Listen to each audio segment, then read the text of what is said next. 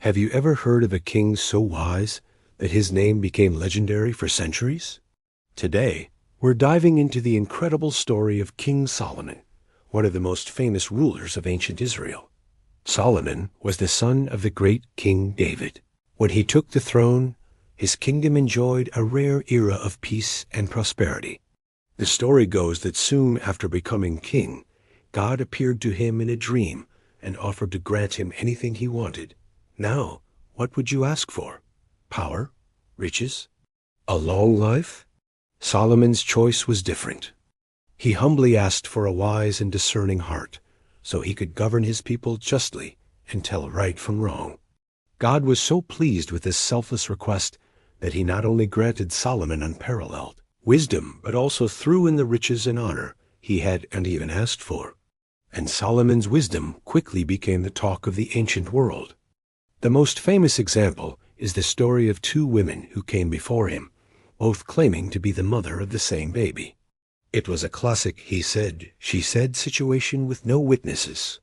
So what did Solomon do? He called for a sword and ordered the baby to be cut in two, with half given to each woman.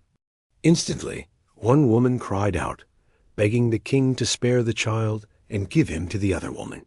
The second woman, however, agreed, saying, "Neither I nor you shall have him." Solomon immediately knew who the true mother was. Her compassion and willingness to give up her child to save his life revealed the truth. This brilliant judgment showcased his deep understanding of human nature. But his wisdom wasn't the only thing that was legendary.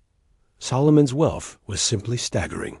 He undertook massive building projects, including a magnificent palace for himself, and most famously, the first temple in Jerusalem. These structures weren't just big. They were lavishly decorated with gold, silver, and precious stones. It is said that silver was so common in Jerusalem during his reign that it was considered as ordinary as stones.